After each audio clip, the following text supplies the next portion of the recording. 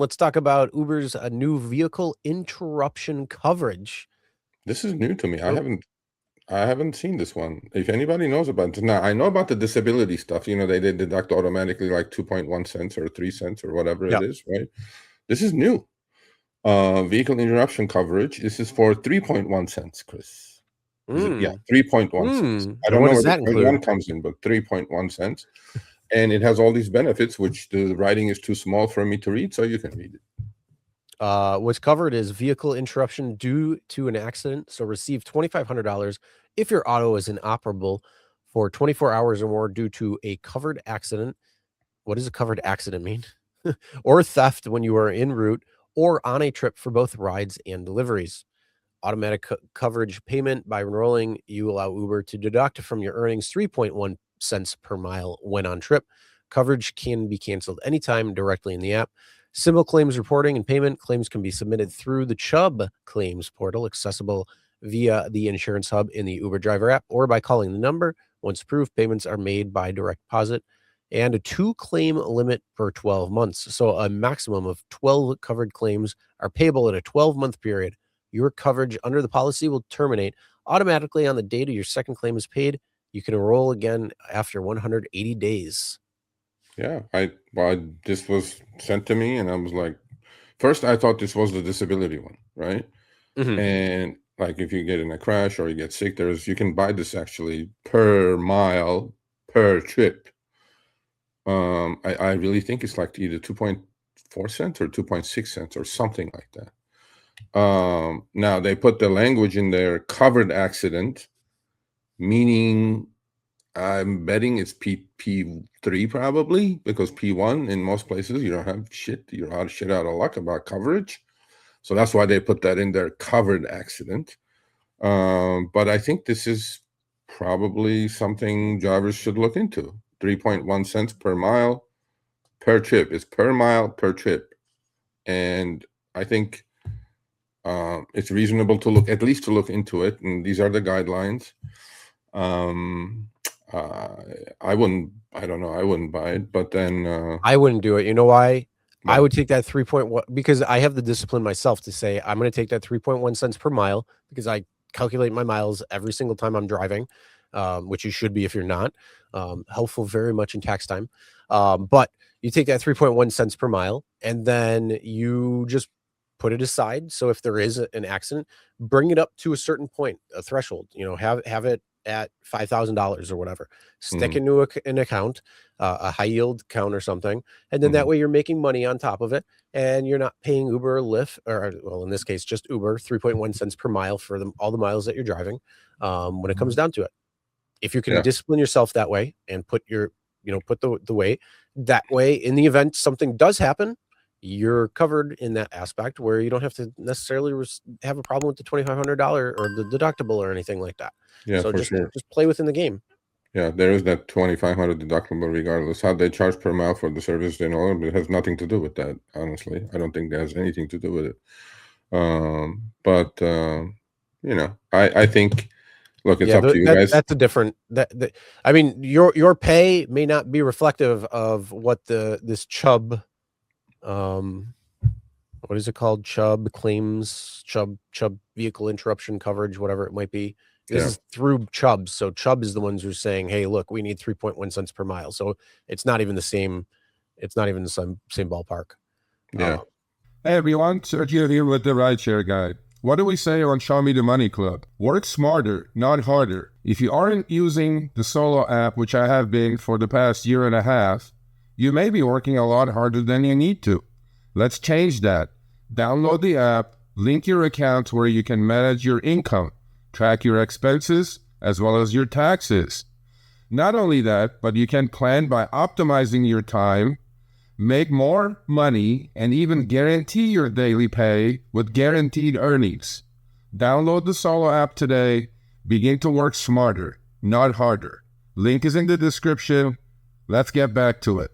Well, if you do have this in your app, and if you have decided to opt in, send me a couple of screenshots of the trips you took with the 3.1 cent deducted per mile from your trips, And Well, then, I think my question is, would you do this? Yes or no? Put in the chat. 1, if you would do it. 2, if you'd be like, no.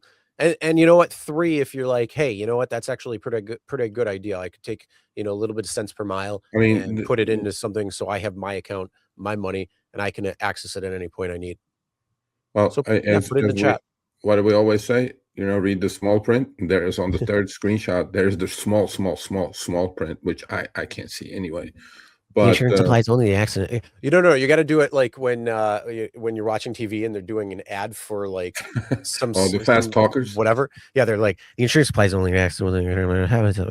Everybody keep your hands and knees and keep it. And then may cover death and that's exactly what it is. So I see this here on the third. Yeah, the third screenshot has everything. I should have enlarged that one.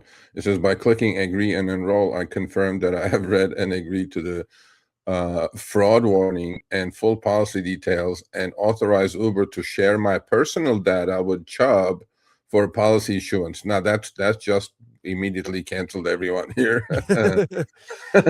Yeah, and that's another thing. Take that 3.1 cents seriously.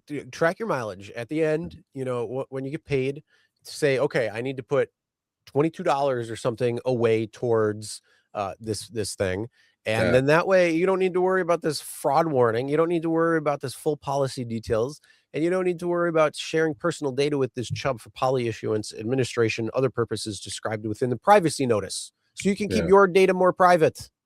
Well, or as much as you actually, can. You know what? Your idea is brilliant. So, most people, regardless of being drivers or not, nobody has in this country has any savings, okay, or rainy day fund. Do a principle like Chris said. Put 3 cents away, and then work actually those 3 cents up to $2,500. God forbid you get in a fender bender or a crash or whatever. Fixing cars is expensive. You're going to have that $2,500 deductible hanging on you anyway. At least collect something like that, put it in some sort of Robinhood account that pays you interest or whatever.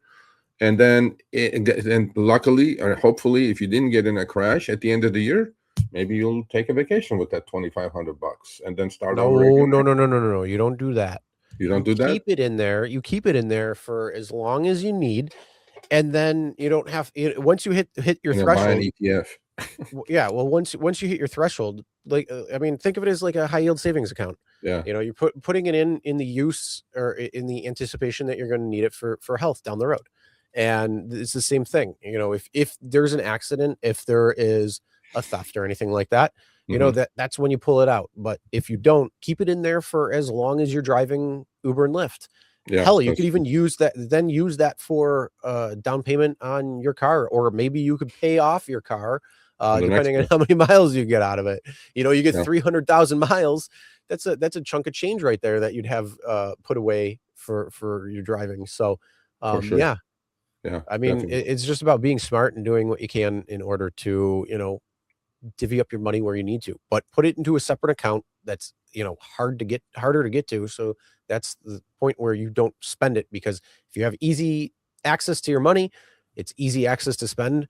And then that whole savings of 3.1 cents or whatever you want to do, you could even do 5 cents if you want to do it a little bit quicker or something. Yeah. So, I mean, yeah, it comes down to it. So either way, don't share that data if you don't have to. Jesus. And then the fraud warning. I could only imagine what the fraud warning is. It's, we're not going to be responsible if we don't, if we have a hack and your data gets leaked. We're not responsible for that. Sorry. I'm sure something stupid like that is probably within that. Possibly.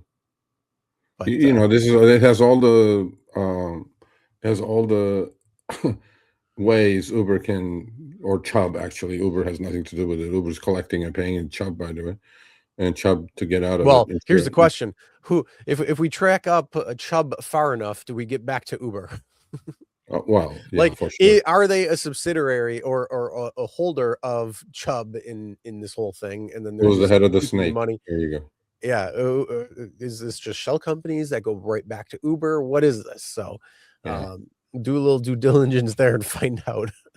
Yeah, for sure. All right. Thanks for watching. That short little clip was from our live stream, Show Me the Money Club with Sergio and myself. Tuesdays, 6 p.m. Eastern, 3 p.m. Pacific. Make sure you subscribe, turn on all notifications so you'll be notified when we go live, as well as all of our awesome content. Make sure to check out this video right here, which will take you to the entire live stream, or check out this video right there. All right, drive smart, everyone.